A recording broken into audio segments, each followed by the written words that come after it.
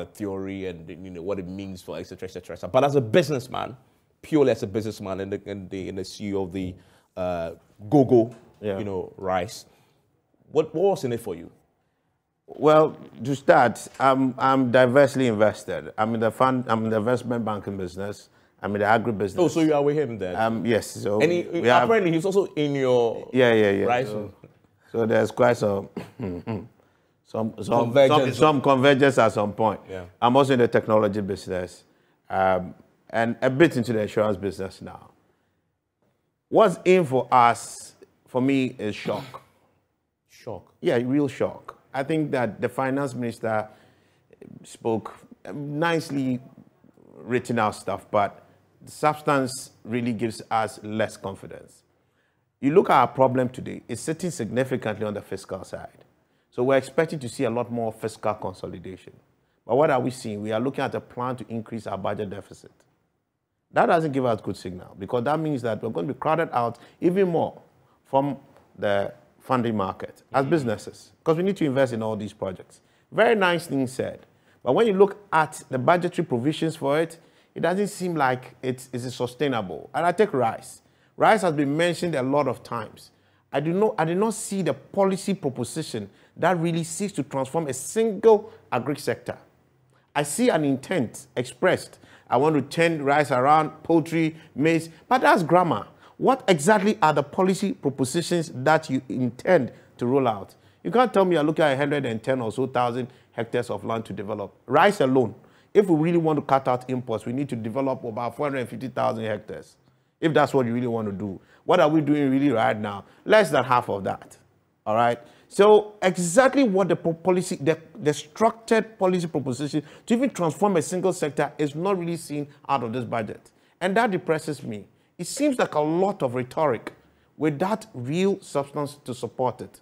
I must also confess all we've seen so far is the budget statement. I've been on the Ministry of Finance website. To try and get the... In fact, I'm not too sure the budget statement is even available on the Ministry of Finance's website, because I still see 2022. If I'm wrong, please forgive me. But the actual details, because I need to see the fiscal tables. Okay. So my researchers say it's there. They'll get a copy for you. No, I have a copy. Okay, I'm talking about... No, I said I have a copy. Okay, the full one. I'm saying I have a copy, but I can't find it on the Ministry of Finance's, what they call it, website.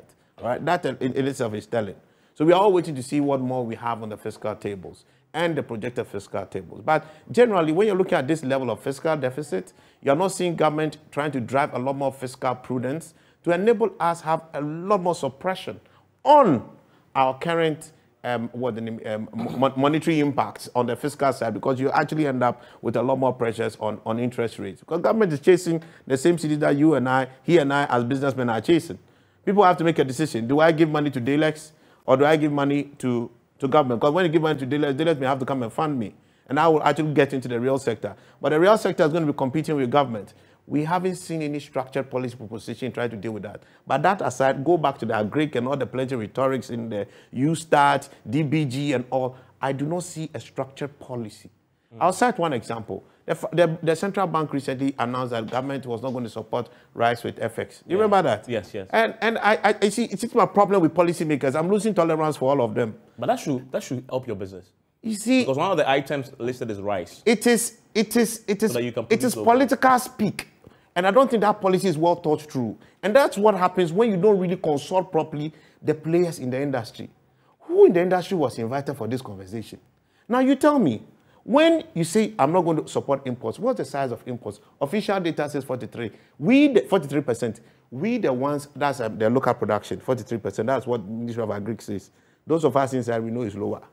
Okay. You understand? It's around, what's more realistic? Well, unless if back of the palm, which is not proper for an economic policy analyst as me to do, maybe I'll say maybe around 30% thereabouts. But that's, let's grant the 43.